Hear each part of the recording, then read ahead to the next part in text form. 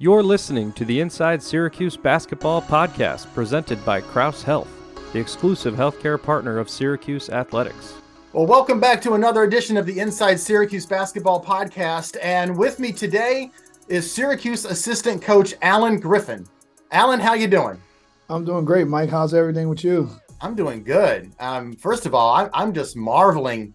Right, we were setting up here beforehand, and right as you kind of had everything ready, and then all of a sudden you bring out this professional light, a ring light, and man, your lighting is like Hollywood level lighting. It's impeccable. Yeah, it's impeccable. It's shining bright on, on a diamond, as you say. Well, I was looking forward to this opportunity to talk to you because really so much has happened within the program. This has been an unusual offseason, something the program hasn't had happened in nearly 50 years with the coaching change and everything. Jim Boeheim stepping down after the ACC tournament. Red Autry is now your new head coach. I was wondering, what's it kind of been like within the program for you working for a new head coach? What's the same and what's different? Wow, that's it. It's funny you say that because it's two different styles, and one, you always got to show respect to coach, just for me, one, giving me the opportunity to get into college basketball because I first started with coach as like a GA, graduate assistant type deal, and to getting all the way up to working with him and eventually bringing me back to his staff 6 years ago. The one thing I do have is a lot of respect for him, but that's besides the basketball stuff. He was always a stand-up man to me from the first day I met him when I was in high school till this very moment. And I have nothing but the utmost respect for him.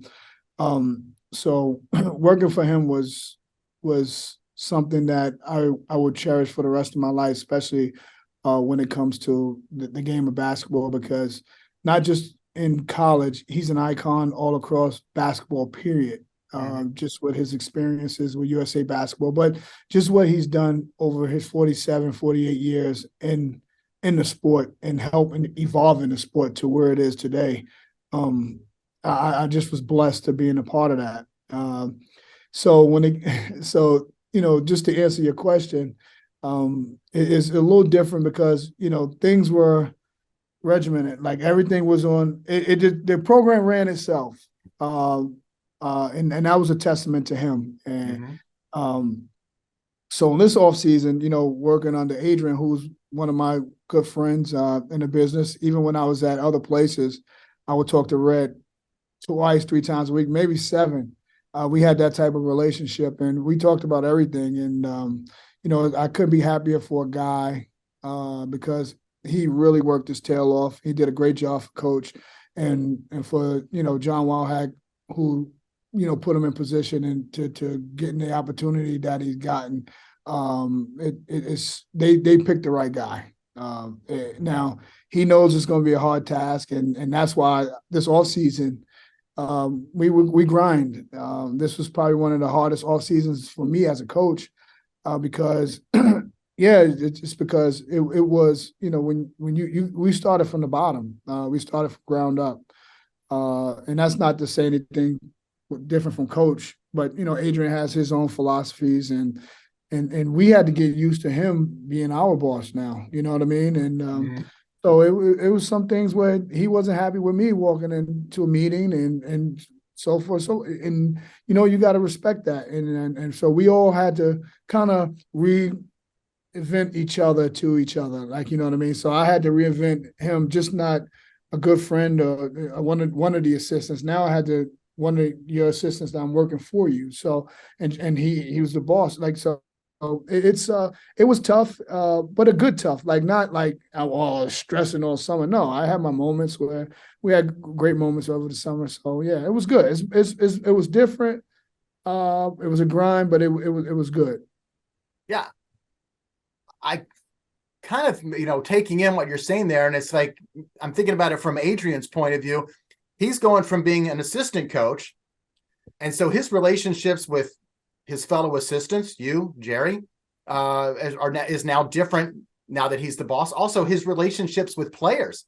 Because I know in general, it's kind of a cliche, but, you recruit the players, you get that relationship with them, but you don't determine playing time. You don't determine who starts. And when a player's upset about anything, he comes and sits in your office. Right. And he cries on your shoulder, or he sits on the couch or the chair, and you talk to him. Adrian's going to go from being the shoulder you cry on to the guy who's now in that other office.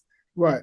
The guy that when the player ends up in that office, Right. He was my shoulder to cry on when I disagreed with something that Coach Boeheim did to one of the guys. So yeah.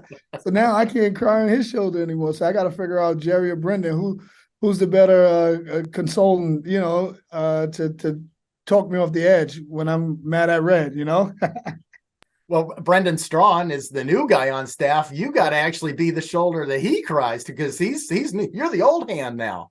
Yeah, definitely. B's a good guy. He's great at what he's doing, and he's made an immediate impact, especially recruiting, but also on the basketball court. His knowledge that he's brought in from different places that he's coached has been very, very, very good for us because it gives us something fresh, something that we've been accustomed to for the 6 years I've been here. So he's coming from somewhere else where it's just fresh, and we look up to for him to being that guy for us, especially throughout the year. From the outside looking in this past offseason, it seemed like you guys as a staff were very aggressive in getting out, that you were out on the road. And I was wondering if part of that isn't that you needed to get Adrian's face out there too as the head coach, that even people that knew him needed to see him in the new role. Yeah, definitely. The greatest thing about Adrian was this, and I think this is part of the reason why. I think one of the big reasons why John felt comfortable in the board and the chancellor at giving him the job is that when he was on the road, he demanded a certain respect, in recruiting, and he had that respect already. So it was one of those things where we hit the road because as a staff more so than anything is because that's the best part of who we are as a staff, our togetherness, you know what I mean? And it's all about relationships and recruiting, and we all got our different relationships. But when they see us together the way we were this summer, they said that people looked at us like, yo, these guys are locked in together, and that's the power of coach too, because you didn't need to do it that way. All you needed to do is take him, go to a game, and it was over, and that's the same thing with Adrian. But, the one thing Adrian is that he's been pumping us as a staff. One, he wants us to be a together unit, and whatever we do, it's about what we do together. So, yeah. Let's talk a little bit more about the players on the team. Just in general, what are your impressions of this group? You've seen them for most of the summer, and class has been in session now for 2 or 3 weeks. So you've had them back on campus again. What kind of a team do you think it's going to be? Talented. I think we got about 9 guys that can start for us, which is a good thing. Not just play, start. Not just play, but start and play significant minutes. So that gives Adrian and our staff a lot of options. We're long, we're athletic, and we were just talking about this yesterday, but we have the perfect zone team too. We got the long, athletic. I mean, it's just one of those things. The ideal zone team, excuse me, and but we've been getting after it this summer and playing man to man and doing a lot of stuff man-to-man wise and implementing, a defensive system, man-to-man system, excuse me. So we're gonna play man. How much of that? I think it all depends on the game. I think having a zone could be a secret weapon for us. It's been it's won a lot of games over the years, so you can't just abandon it, because it can help you at some point throughout the season. And but I mean, I know Adrian really wants to. The one thing is play man, put a system in, but also to get up and down, play fast. And we have a great team for that. We got athletes, we got athleticism. We got athleticism, excuse me. Mhm. We got length, and we got skill. And that's a recipe for a very good team. It's so funny to hear you say that you actually have, the components of a good zone team. Yeah. And you do. 6'6" Chance Westry and 6'6" Quadir Copeland could play guard. Mm-hmm. Your forwards, we know, to start with Chris Bell and Benny Williams, last year's starters, they're long and athletic. And then you've got a host of 7-footers from Munir Hema to Will Patterson to Nahim McLeod, 7'4", the last guy there. Yeah, that's it.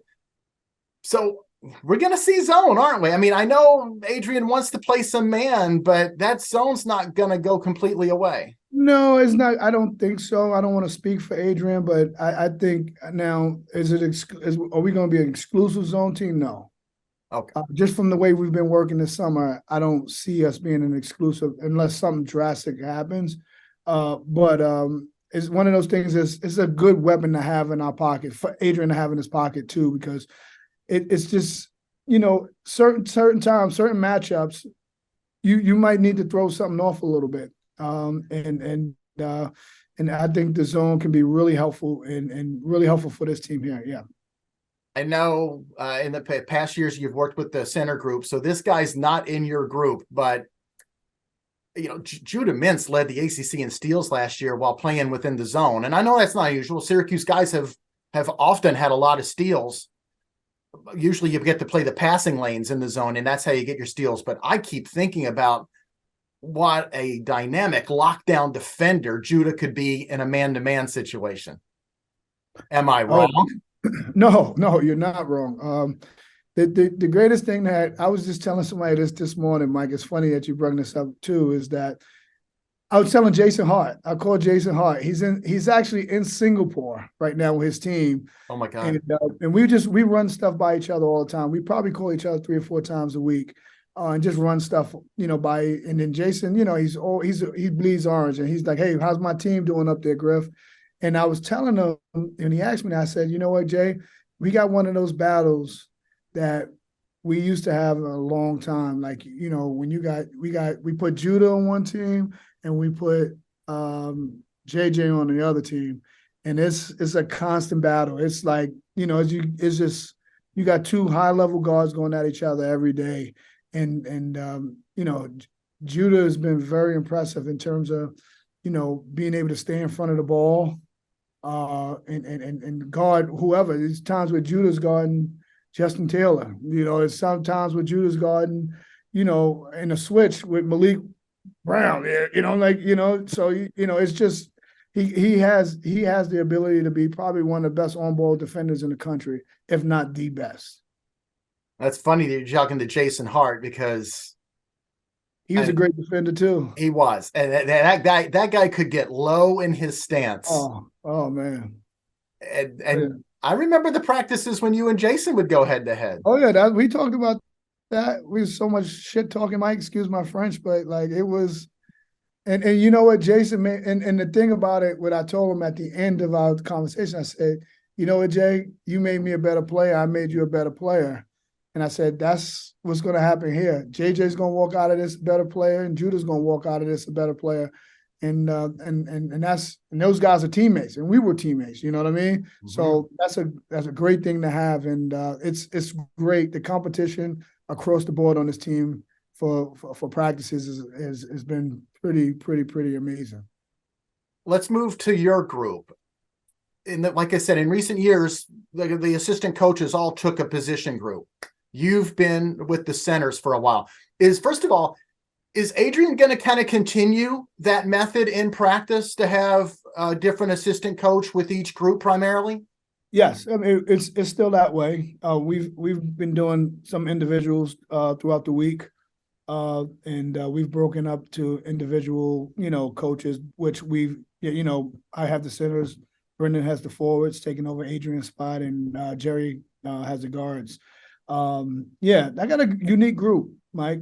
I got a huge group. I was about to say, your group coming through an airport, your guys are going to look amazing. Yeah, huge. But again, it's going to be hard to making up what Jesse did for the last couple of years. Jess was a unique talent because he had some abilities coming in the door that you didn't have to teach. But the one What were thing they? I think the most important thing was confidence. I didn't care how hard coach got on him. I didn't care what coach said to him, what I said to him at a particular moment. He always believed in himself and his ability, and he believed that he can do whatever he wants to. So it was one of those things, and I thought that was a talent within itself. That's something that you don't have to build. Like when you got a guy that you don't have to build confidence every day in, you can work on something else that you really need, and that was his main thing. I think he had a strong sense of belief in his game. And then I think too, his athleticism at his size, and his great hands, great hand-eye coordination, that, like some of the passes that he used to catch, and he can bring it from low to high and be able to dunk. I mean, that was hard to do. So he had that coming in the door, and what we worked on was just, stuff around the basket, finishes, and which he's gotten better when he's gotten stronger. So, I'm looking forward to seeing him play and kind of move on. But getting back to my group, Mike, it's unique in the fact that you got 4 guys this size. Usually you don't have that. But they all different. Each of them is different. Peter is an explosive, fast twitch, bouncy, 6'11" kid that can really it's gotten a lot better, especially he's gained a lot of weight to himself. And hopefully he can stay healthy. How is his health? Where is he right now? Good. You know what? The 6 weeks that we had him over the summer, he was so consistent. He was banged up because he was taking a lot of the reps, but he kept, coming every day, so he was very consistent with that. And that kind of gave you a sense of like, I think he's taking the next step in terms of starting to get ready to be able to contribute on the basketball court. Munir, Munir's Munir. Health is always going to be his deal, especially with his knees. But he's working endlessly in terms of his strength and conditioning to building up, the tolerance and building up the muscles around the knee. Just working with Mike, our trainer, every day has been good for him. So he's been in more practices than not. But he'll have his setbacks every now and then. But we'll limit some of his reps. But he's been solid, and again, even going through the pain that he's going through, he's been there every day, which is a good thing. Will, obviously, academically, he had some stuff that he had to finish up over the summer, so he didn't get the 6 weeks that everybody else got in the summer. But he got here. He's all cleared to play. And he's a talented kid. And I say this respectfully. He is just as good, or maybe a little bit better than Jesse was at this very moment. In terms of yeah, seriously. Now, obviously, they both deal with strength and conditioning aspect of it at this very moment. But, even with that, you sit there and you look at Jess and you're like, man, he's talented. But, you look at Will, you say, man, he's talented. But he's going up against Nahim, who's a 3rd-year guy, Peter, who's a 2nd-year guy, and Munir, and he's being effective around those guys, and 3 solid guys. So now you're looking at him like, and Jess, he went up against, no disrespect, but Barama, who was always hurt. You know what I mean? Yeah. It was Jesse and Frank Anselm were the same recruiting class. Yes. Yep. So, so it's so that's why you kind of give Will the nod now. It depends on what he does in between where he significantly start to play from here to when that time is, because Jess in between there worked his tail off with Ryan Cabillas, our strength and conditioning coach. They were like best friends. They went to breakfast all the time. And that was one of the messages I gave to him. I said, listen, it's not about me and what we doing on the court. It's what you doing with that guy in the weight room. It's going to make you ready to play on the court. And Ryan did a phenomenal job with him. So one center we haven't mentioned yet, or we haven't talked about. I saved the tallest for last, Mike. All right, 7'4" Nahim McLeod. He's going to be the tallest player in the history of the Syracuse basketball program. 7'4". Think about that. I coached both of them. I coached Pascal, who was the original until Nahim came. Now Nahim. Nahim is a unique talent, and what you didn't get, at St. Francis, at Florida State, that you get now is that he can move at his size. Like when I say move, he can move vertically and he can go north to south. I mean, not vertically, but east to west. He is, man, Mike, he can, if he puts his mind to it, he can be a monster defensively for us and offensively, because he can beat some of these guys down the court, and get some easy baskets for us. But unique talent. He is huge, like around the rim. If you throw the ball up, there's nothing you can do. And we've seen a couple of those, situations in practice already. So, are you teaching the guards and wings? Throw the lob on a drive. Yeah, we do. We do that every day. We do a component of that drive and that lob pass every day. That's going to be a big part of what we do, and that's going to be a big part of how they score down there. I'll go back. We were talking about Jason Hart earlier. I remember half of Atan Thomas's baskets would come off of missed drives. Jason would get in the lane and just put it up off the rim or backboard, and it really didn't matter if he made it or not. Yeah, because Atan was there to clean everything up. Yeah, and that's what these guys got to realize. My group is that we got 3 guys that can really touch the paint whenever they want to. And now it's about the opportunity that you present yourself with, because your guys are going to have to help. Your guys are rim protectors. So the guys that's guarding you are going to go over and help, and you should be able to clean up a lot of stuff if you put your mind to it. So that's going to be a big point of emphasis, because I don't see 3 guards that's better than the 3 guards that we got, especially at touching the paint with Judah, JJ, and Chance Westry. I just don't see it. I'll put them up against anybody in the country. Whoa. Okay. Anybody. All right, so when we talk about the center position, there's one other guy I want to ask you about, and technically he's not in your position group. He's a forward. Malik Brown. I knew you was going to ask this question. I have to ask this question. I know. I'm messing with you. Because it's okay. Yeah.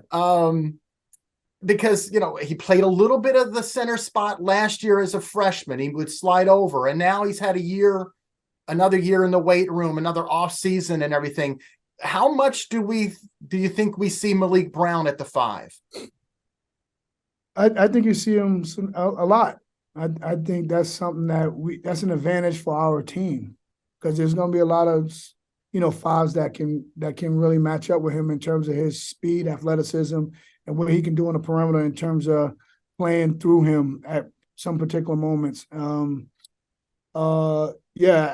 think that's a weapon that I know Coach has in the back of his pocket, and I think, the lineup with Malik at the 5 is one of those lineups that we kind of look forward to. I think that's the lineup that can break a game open, or close a game, or close games, So it's one of those things, again, Coach got a lot of options and really good options. So it's just all about him, it's all about the guys executing. All right, so of the centers, and let's include Malik in this group for now, who's the best rebounder of the group? Malik, easily. Malik is talent. Malik's ability to rebound the ball and get his hands on ball, very talented kid, very talented. Just scratching the surface, Mike. Wow. What about who's the best defender? best defender out of that group, you probably go with Malik. Okay, because that's like on ball, man to man. Yeah, because he'll be able to. He can guard bigger guys, but he can also be able. But I would say this in all due respect. Like, I think Nahim has the ability to be a very good defender because he can move. What about rim protection, shot blocking? Rim protection, shot block. I think Munir, when healthy, is a pretty good one around the rim. Okay. But let's not rule out the thing about Peter Carey, which is great about Peter, is that when healthy and when he can get out there and do it, he can possess all those things. He can do them all at a high level because he's so athletic, so athletic. So it's a good problem to have that all those guys can contribute at some point. I think it's real easy to forget about Peter because he only appeared in 4 games last year. He had the injury that he wound up having to shut him down. He didn't play his senior year of high school either. Again, the injury to the other knee. But I do remember last year he competed in the dunk contest, and it's not often you see 6'11" guys competing in dunk contests because they're just not flashy enough. Yeah, no, Peter got some bounce.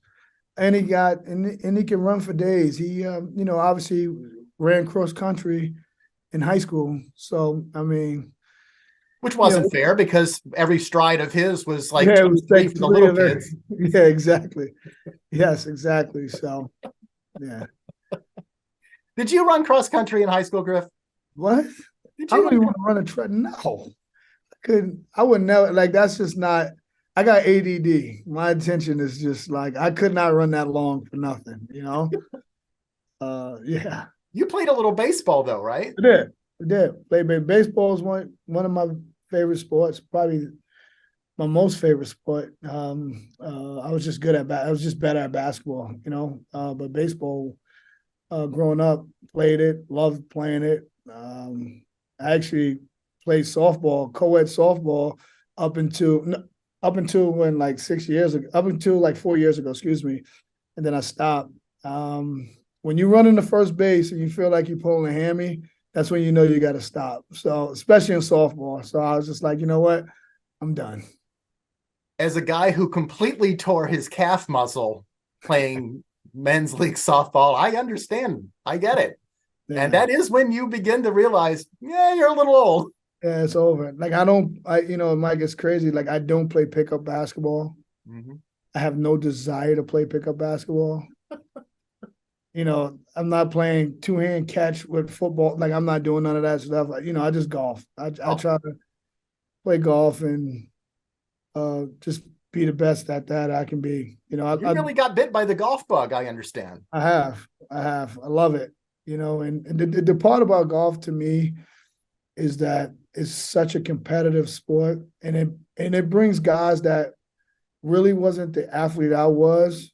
It brings you back down to them, and some of those guys are freaking. They are competitive as all hell, man. Like and your juices get going, and you want to beat them, and they've been playing golf for 20 years, and I just picked up the sport, so I'm a competitor at heart, so I want to beat them still, and I'm looking at them like I can't lose to this guy, and behold, I'm losing to that guy, so it's one of those things that keep my competitive juices going, but also too. It keeps me focused on a level, to keep me concentrating on certain things. It's a lot of similarities in basketball in terms of the mind games that you got to play with yourself in certain situations. And the thing that it taught me the most as I'm still playing and as I'm still learning the game is consistency. If you're not consistent in what you're doing in golf, you can't just pick up a golf club and go out there and just play. It's just not happening. So I love it. I love the sport. So, yeah. Well, this has been another edition of the Inside Syracuse Golf Podcast. I knew we'd get there sooner or later if we had you on long enough, Griff. We'd get to the golf. I understand you are a big hitter off the tee. Yeah. Yep. I also understand that if you're out in the opposite fairway, you also need to pay attention that every once in a while there's a stray? Oh yeah, 100%. That's just my MO. Like I learned how to get out of trouble early in my golf game, real early, because I've been in trouble the whole time I've been playing it. So yeah. Well, you need to teach me because I continue to get into trouble on the golf course and I don't get out. So listen, man, this was fun. I knew it would be. I really appreciate you coming and joining us here on the podcast. So thank you, Allen Griffin, and good luck to you and the rest of the team on the upcoming season. All right, thanks, Mike. Appreciate it. Join us next time for the Inside Syracuse Basketball podcast presented by Crouse Health, the exclusive healthcare partner for Syracuse Athletics.